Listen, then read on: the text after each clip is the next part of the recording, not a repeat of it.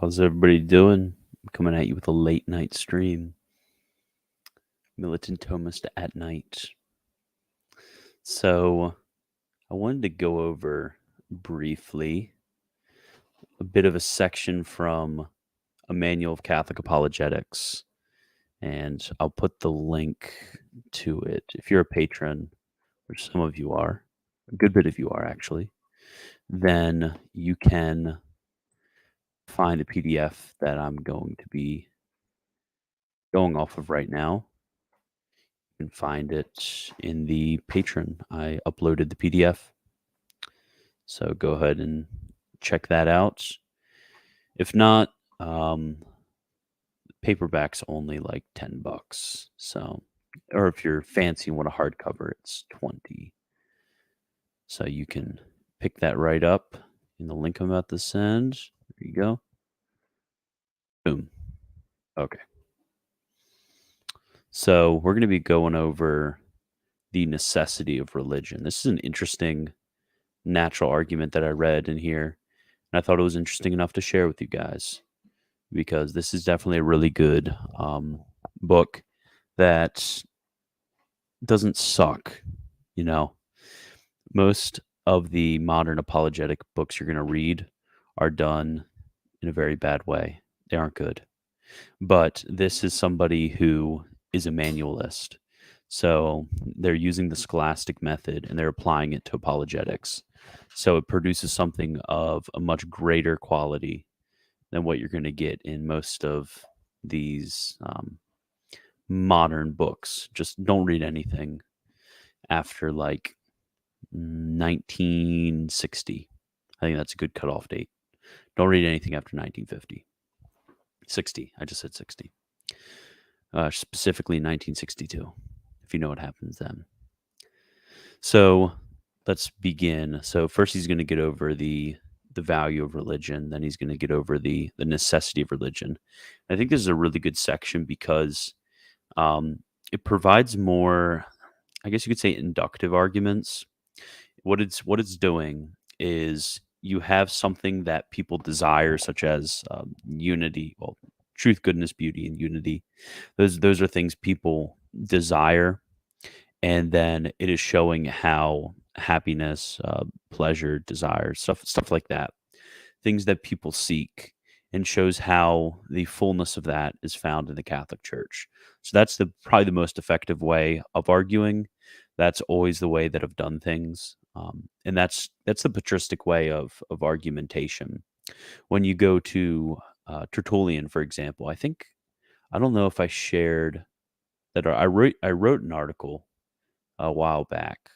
It was originally an essay that I wrote about the apologetic method of Tertullian, found in his work against the pagans, his Apologia. I did a work based on that, which shows the method of argumentation which Tertullian uses, and this is pretty universal in the Fathers. The way that they did apologetics is much different than the way people do apologetics now. What they would do is they would play off of the natural desires that people have. They would play off of that natural sort of sense of justice, which flowers into a sense of justice towards God, which is known as religion. And they would show how this is, they'd show how this is perfected when it comes to the Catholic faith. That the Catholic faith is really the fullness of everything in which they desire. And yeah, that is how he's going to argue, which is a billion times better. Have you had the chance to read Logos Rising? I have not. Sorry about that, King. No comments because I have not read it. Or I could just be like all your other online Catholic apologists and just comment left and right on stuff I haven't read. That's how I feel when I see these guys commenting on Calvin or Luther, and they say stuff or on the Reformed or Lutheran tradition, broadly speaking. I'll see them comment on stuff. I'm like, you haven't read that, have you? There's no way in which you can claim to have a a solid and systematic view of somebody else's positions on certain matters and say the really silly and uninformed things that you say. But yeah, that's just my brief rant. Okay, now actually getting into what we're supposed to be getting into. Oh wait, before that, become a patron at patreon.com/militant Thomist. And yeah, that's all I'll plug you guys with for my ad. I won't spend 5 minutes. Okay, so religion is of the utmost importance to the individual. So he's going to get over individual and then communal goods in which religion fulfills. So first, it connects man with God, his origin and final end. So this is kind of a twofold argumentation. This is pretty classic when it comes to the scholastic tradition as a whole. When it comes to the prime cause and then also the final cause of man, because we come from God and go back to God, kind of that um, Neoplatonic idea of procession and return. This is, if you read, for example, St. Thomas Aquinas's Compendium Theologiae, that's where he starts. Is that Christ took upon himself our littleness, that we may be called back to him. So it's that same idea that religion is of a necessity for the individual, because being called back to where we have flowed from is a necessity. So second, it satisfies the noblest cravings of man's virtue, that is his desire for truth, goodness, and happiness. So this is also a few scholastic dictums right here when it comes to anthropology, that nobody, no matter who you have, nobody desires to be deceived. Nobody desires to, nobody desires falsehood. Nobody desires, at least explicitly. That's what I mean. Explicitly, nobody desires any of these things. Nobody wants to know what is false. People desire truth. And then that noblest craving of man's nature, of, well, at least man's intellect, that is truth, that is only fulfilled in truth ipsum subsistence, truth subsisting in itself, which is God.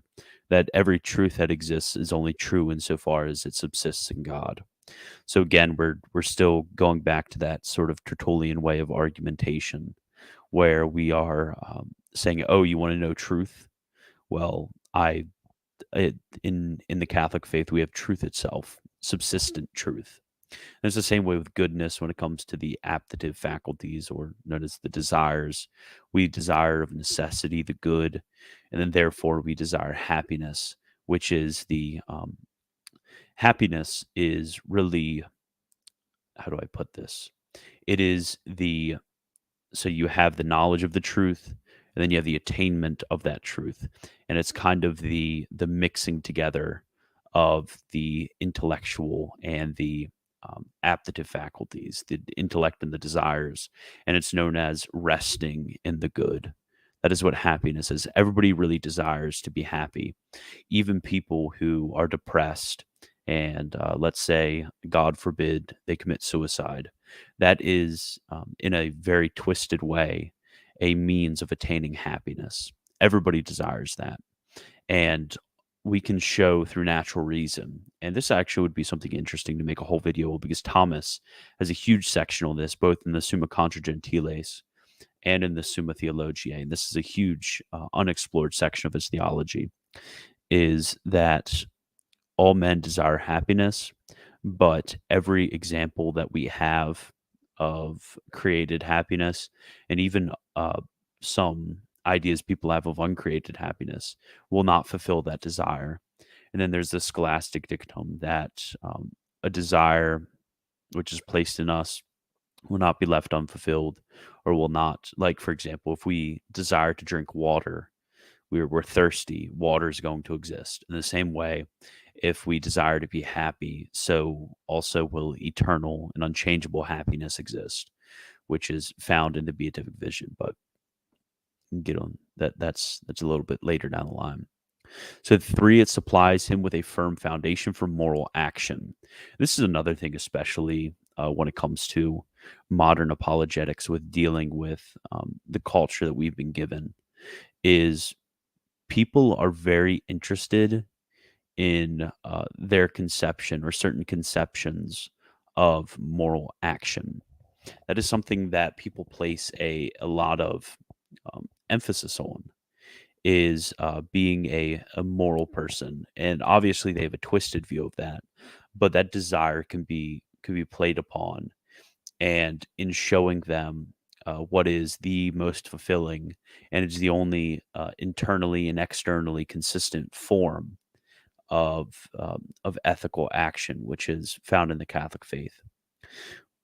We can play off of that desire in order to show them that if they're going to be consistent with having this desire for moral action, that they will become Catholics. Okay, and then right down here, the little comment that he has. True religion teaches that God is the source of truth, that his will is the rule of all moral actions, and that peace in and with God is true happiness. It directs man in his efforts to attain what is good and preserves him from doubt and error. Religion raises man above irrational creatures and perfects and completes his nature. Okay, and then on the flip side, religion is also of the greatest importance to human society, and that's going to be something which is really unexplored, I would say, um, especially since after the Leonine era of Catholic social teaching, because now we have a very twisted and individualistic view of religion. But religion as a societal good is something which also is can be shown forth in its necessity. Original Wind Productions, no chill stream. We had a chill stream earlier, but I'm being um, no. We had a chill stream earlier. It's just a patron only chill stream. Hi Elijah. Hi, what's up? Okay, so religion is the greatest importance to human society. First, it ennobles the relationship between man and man by teaching that all men are brothers and the children of the same fathers.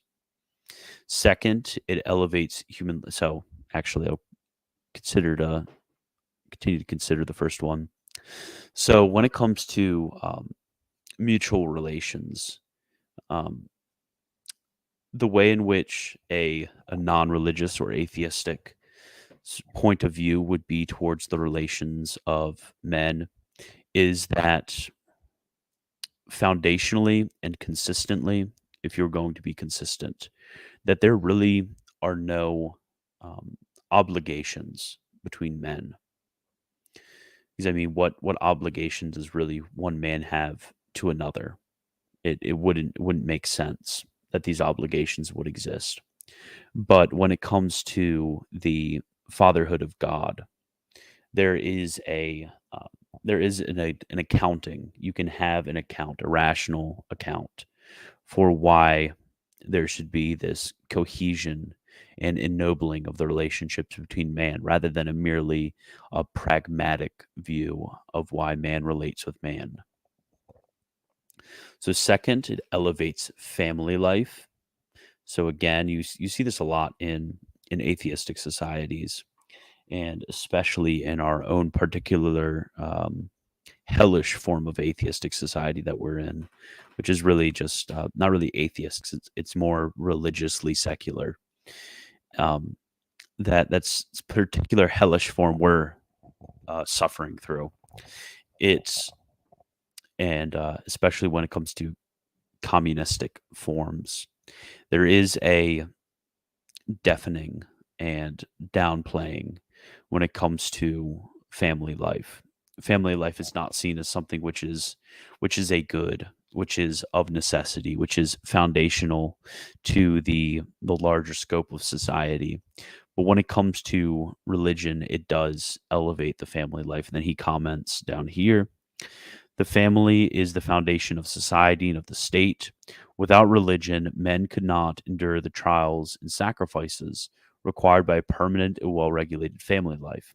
Where religion is discarded, family life decays. This is definitely true. Because I mean, like thinking of it myself is, I think he's almost 7 months old. I had well, my wife gave birth to my son 7 months ago. That is not easy. There's a lot of trials and sacrifices that have to be made in order to make sure an infant doesn't die and to take care of them and to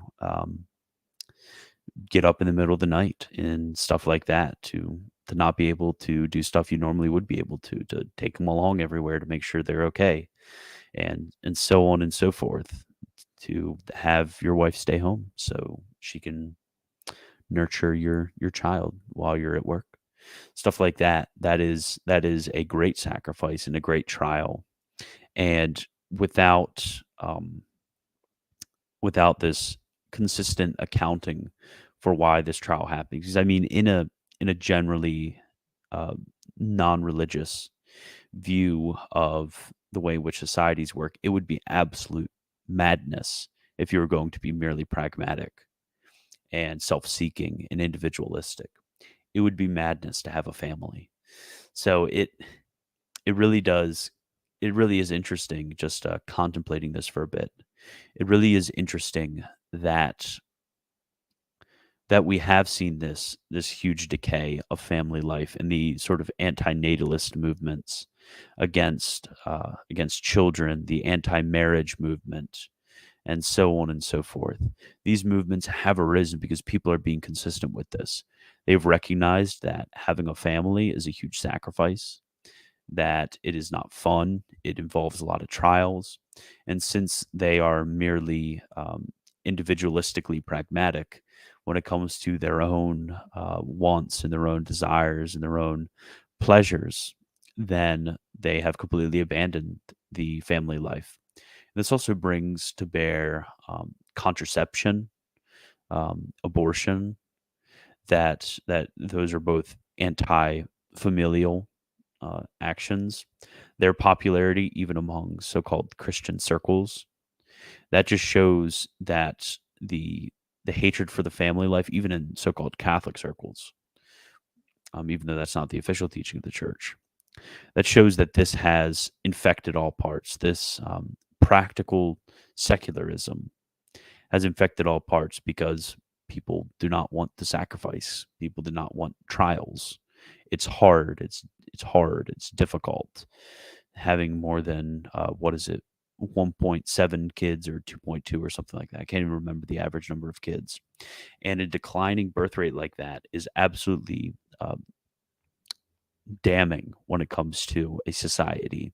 We're seeing that with our own in the West, where people just aren't having kids anymore because they are non-religious. They don't want to go through sacrifices and trials for a greater good. That is the good of family life and the good of society in general. So that is really what we're seeing. And I'm going to check the chat, make sure I keep up with that. And making lunch for you. Yes. Even though I'm a night worker, so it's a bit odd for me because she doesn't really make lunch for me. She kind of makes like midnight snack for me, which is usually just trail mix. I'm really weird. I eat the same thing every day, like for every meal. Super weird. I'm just consistent like that. I'm like Immanuel Kant, take my walk at the literal same time every single day and have people uh, base their clocks off of me because of how consistent I am. That's me, but with how is the night shift? Are you going nuts? No. I mean, the night shift isn't bad because once you get adjusted to the sleep schedule, which is like I basically sleep from like it's probably 7:30 to like 2 in the afternoon. That's about when I'll sleep. It's not terrible because I mean I'm tired at like 5, 6, 7 o'clock in the morning, but I'm not really tired the rest of the day. And since I've adjusted, it's not horrible. I mean, the pay is a lot better, obviously, because you get all those bonuses from you. They give an increased pay if you're a night shift worker, so that's really nice. It's like the first time in since Lexi and I got married that You just make too much money. That's super super weird. So that those aspects of it are good. I mean, it's kind of weird, not having the same schedule as everybody else, which I really despise. But nobody bothers me during the night, so I get to like last night. I have a app where I can listen to books on, and I listened through like 7 hours of Gary Lagrange. That's all I listened to last night, and it was great. And I can also listen to like YouTube videos and stuff. But nobody bothers me, so I just sit around and just stock the same stuff every night. So it's kind of mindless, but it pays well, and I can listen to stuff. So after that brief aside, okay, so it secures respect for duty and law, which obviously when it comes to uh, and we also see this, this is kind of weird because this was written in like the 19th century. This is a bit eerie because it's almost every single one of these things are being um, slowly eroded in the secularism. Sorry, although I'm tired. This is like noon for me. In the secularism of our age, this is all being slowly eroded. Respect for duty and law, like we see, especially I think since it's been thoroughly and probably the end of its the final fruition is our age group. I'm saying our because I'm assuming most of us are generally of the same age group. When it comes to us, this has kind of reached its end. Is that there really is no idea of duty. Like for example, if I don't know, I probably shouldn't say that word. I'll get kicked off. If Lithuania decides to bomb New York tomorrow, and the draft happens for some reason because I guess Lithuania has a very good military, and a lot of people in my age group get drafted to go and fight Lithuania. A lot of people wouldn't feel that same duty towards fatherland, towards family, toward and such. That same duty to defend and to protect out of charity. And this duty is not inculcated in a secular mindset because I mean, especially in its individualistic form, you're not going to really have any duty to anybody besides yourself. I mean, you'd have a duty to, I guess you could say, a pseudo duty to self defense, to save yourself, save your own skin, but you wouldn't really have a duty to anybody else. And it's the same thing with law. I mean, if you don't have the idea that, in a certain sense, in a restricted sense, that your leaders are divinely appointed and that you are obliged to obey them in all things lawful. Like if Joe Biden decides to, I don't know, put the speed limit at 50 miles an hour on the highway, although that would be dumb, I still have a certain obligation to obey him. Um, I would have that obligation to obedience, but this isn't really seen in a secularist mindset because really the leaders aren't um, divinely appointed in the same way or in a way at all divinely appointed. They really it's more of a practical obedience that happens. Like I think murder and theft and such are really icky, so I'm just not going to murder or steal because I think they're icky. But when it comes to, I don't know, what's a good example? Underage drinking or I don't know, uh, shooting up heroin or something like that. That is not, if you just don't find that icky, then go for it, even though it's against the law. And that's again very very much vital for the the bringing together and the sustaining of a certain society is that there's a duty towards um, your superiors and towards your fellow man. And there's also a duty to obey when it comes to the promulgation of the law. Of course, only valid promulgations of the law. Okay. Man, 8 of you are up right now. You guys are crazy. Okay, so I'm going to read the thing. Religion represents laws as the expression of a higher will and makes them binding on the conscience. In every age, legislators and philosophers have borne witness to this fact. Cicero writes, "It seems probable that when fear of God vanishes, all good faith and social order among the human race perishes." Exactly. This has to do with social order. You can't really have order without hierarchy, and you can't account for the hierarchy without religion. So Saint Augustine, if justice is destroyed, what are kingdoms but great robberies? So again, that is it's kind of ironic. There's a sort of like anarcho capitalist sort of way of thinking. And this is exactly in line with it. That is in a sense the end of secularism would be anarcho capitalism. Because what you were saying is that since there's no divine appointment when it comes to societal order, that when the hierarchies of society are, for example, taxing. When you get taxed, that would just be really a great robbery. It would just be the more powerful stealing money from the less powerful, rather than having any sort of right, a right that the state has to impose taxes within legitimate bounds. That they have this right, we have the obligation to pay them.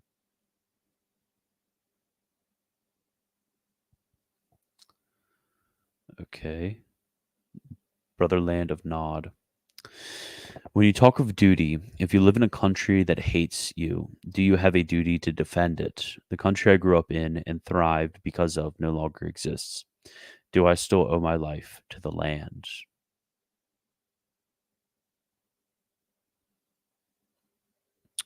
If you live in a country that hates you.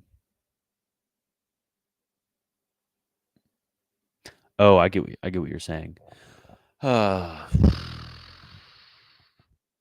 I would say yes, because when it comes to the virtue of patriotism, which is a Catholic virtue, not to be um, confused with a more jingoistic sort of way of going about things. When it comes to the virtue of patriotism, um, it really is an obligation to the land and the people, and not necessarily to whatever state leader might be up there. Like, for example, if tomorrow America decides to be a little bit more explicit and wants to execute Catholics or something like that, I don't have that same obligation to the obligation that I have to my fellow countrymen and to the land that is America, generally speaking. I still have the same obligation. That doesn't change. But when it comes to the shifting and changing leaders of that land, obviously there's going to be a differing in obligation. It's not, it wouldn't be unpatriotic to say like begone tyrant. That wouldn't be necessarily unpatriotic. So I hope that helps. Okay, authorities might be piled up indefinitely to illustrate the consensus that prevails as to the necessity of religion for practical observance of morality. George Washington uttered the following beautiful words: "Of all the dispositions and habits which leads to political prosperity, religion and morality are indispensable supports. In vain would that man claim the tribute of patriotism, who should labor to subvert those great pillars of human happiness, these firmest props of the duties of men and citizens. The mere politician, equally with the pious man, ought to respect and cherish them. Reason and experience both forbid us to expect the national morality can prevail in exclusion of religious principles. It is substantially true that virtue or morality is a necessary spring of popular government. And then four, it promotes the temporal welfare of nations. And I guess you could say that this is true in a twofold sense. In one sense, there is a certain temporal prosperity which comes with a certain society holding the Catholic faith from God. And then second, I mean, just practically speaking, people who are Catholics are better workers, or at least should be better workers if they were consistent with their principles, because there is that same relationship of duty, obligation, and right that we have with our employers, that we would have with governmental leaders and stuff like that. There is an obligation that I have to my employer to do good work because they fulfill an obligation to me in paying me. So all industrial progress depends upon security of life and property, which only religion can declare sacred and thus effectively protect. The higher the standard of civilization, the greater are the demands made upon each individual for a conscientious discharge of his obligations. This is obvious, for instance, in the case of factories and railways. A workman's personal interest is not enough to secure the performance of difficult and arduous tasks unless his sense of duty is reinforced by religious motives. And again, this is a self evident principle. And this also briefly kind of changes the way in which you view work. Is it's sanctified work for the building of the kingdom of God, and also based upon certain obligations that you have. So it really does put a little bit more of a spring in your step. Then five, this one is going to be the one that triggers the libs, so to speak.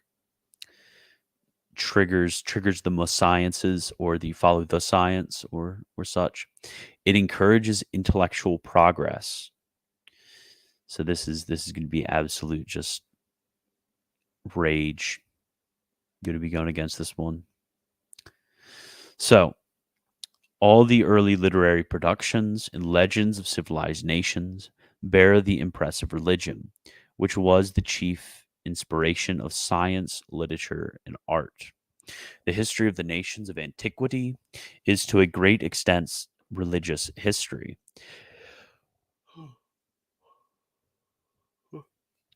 And religion has never ceased to exert a great influence on national life as a whole. Goethe remarks that the chief and most profound theme of history, to which all others are subordinate, is the conflict between unbelief and belief. All epochs in which faith prevailed were brilliant, full of inspiration, and fruitful and lasting works. But on the other hand, all epochs in which unbelief triumphed, though they may have possessed a temporary luster, vanished and made no permanent mark upon posterity. And I hope to God that is our generation, that it makes no permanent mark upon posterity. According to the evidence of history, whenever religion has been at a low ebb, social, political, and economic decay has resulted invariably, though not always immediately. Downfall of the civilized nations of antiquity, the French Revolution based modern anarchism. I love how he includes the French Revolution as among the downfalls of the civilized nations of antiquity. You got, in descending order, you got the fall of the Roman Empire, and then second, the French Revolution. This French Revolution was really bad. If you read the way in which the popes of the time talked about it, like it was pretty terrible. Because France used to be a very faithful daughter of the church, and then now she just ain't. And there's kind of two ways in which we could think about, and I guess I'll stop sharing my screen because this is just my own reflections. I guess there's kind of, I should go to the middle of the screen. There's two ways of thinking about the necessity of religion and the benefit of religion when it comes to intellectual progress. So first, internally, when it comes, well, I guess in regard to first principles, there you have a valid accounting for first principles. You're able to substantiate first principles when it comes to basing them upon God. You're able to do that, to have a consistent view of the working of nature and stuff like that. You're able to do that. Yeah, sorry, I don't know why I'm yawning so much. And then also regarding the order of the sciences, is that when it comes to the Christian or the Catholic worldview, and the way in which it views the relationship of faith and reason, the way in which it uh, views the relationship between empirical sciences and then intellectual sciences, and then I guess you could say sciences of faith, which is theology. When it comes to the relationship between these, it's able to have both something which is ordered, consistent, and then also interrelated. That you're building this massive cathedral that is uh, human knowledge, rather than all of these little office cubby holes, sort of desk, like little cubicles. That's the way in which the modern university places knowledge, is into these little cubicles that are unrelated. When it comes to the Catholic worldview, there's able to be this integration of the various species of science that are present throughout, like physics and biology, theology and philosophy, metaphysics and sociology. You're able to have within the Catholic worldview, the all of these have their various relations because of their common source and their common end. You're able to you're able to give a ordering which mutually benefits each one of the sciences, because when you have these little cubicles of thought, it never really works out at all. It just leaves the disaster that we have in the modern university system, rather than the based sort of medieval way of doing science, and of law, and of theology, and of philosophy, and of everything like that. It was the way in which the universities used to work much better than the way in which it works now. But that's kind of beside the point. Okay, I will send that link again real quick, just in case you were wondering. That is a manual of Catholic apologetics. Very wonderful. Absolutely love it. It's basically, the whole thing is like that, just providing um, in the larger font. It provides a number of arguments for each one, and then below it gives a little bit more detail and then proofs of each of what it is saying. So it's basically done just in the same exact way in which a manual is done, but it's able to provide a very generous scope of how to deal with various apologetic questions. So that's all I have for you. Thank you. And do actually, it's still technically Sunday. So God bless.